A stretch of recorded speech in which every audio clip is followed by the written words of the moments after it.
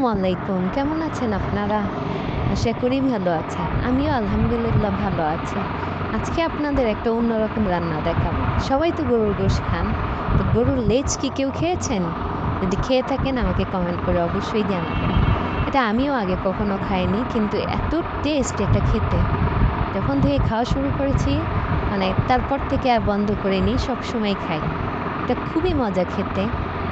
তো আমি আজকে সেটাই রান্না করে দেখাচ্ছি। আর গরুর গোশত রান্না করলেও আমি মসলা বাটা একদম নতুন করে দেয়া হয়। তো আদা, রসুন, জিরা, শুকনা মরিচ সব একসাথে ব্লেন্ড করে দিয়ে দিয়েছি।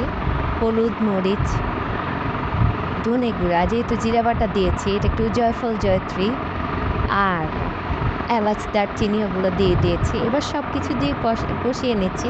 আর গরুর লেজটা অবশ্যই ব্লেন্ডারে প্রেশার কুকারে করার চেষ্টা করবেন, তাহলে হাড্ডিগুলো খেতে খুবই টেস্ট হবে। পাশে আবার আমি একটু যা ভাজছিলাম আজকে দুপুরের জন্য সেটাও দেখিয়ে দিলাম। তো কষানো শেষ, এখন পানি দিয়ে দিলাম। এখন ব্লেন্ডারে সরি আমি বারবার ব্লেন্ডার বলছি। এবার প্রেশার কুকারের ঢাকনাটা লাগিয়ে দিব। আর আমি হচ্ছে এগুলোর সাথে আলাদা তিল্লি কিনে নিয়ে আসি। তিল্লি খেতে আমি ভালোবাসি। তো সেটি হয়ে গেছে। তো এখন একটু আমি লাস্টের দিকে একটু গোটা পেঁয়াজ, রসুন, শুকনা মরিচ এগুলো দেই আলুর সাথে। একটা টমেটো দিয়ে দিলাম। তারপরে আবার সেটি দিয়ে নিব প্রেশারে। ব্যাস হয়ে গেল গরুর লেজ রান্না।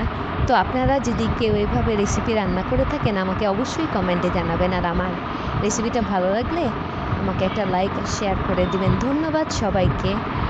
আল্লাহ হাফেজ। আসসালামু আলাইকুম। সবাই ভালো থাকবেন।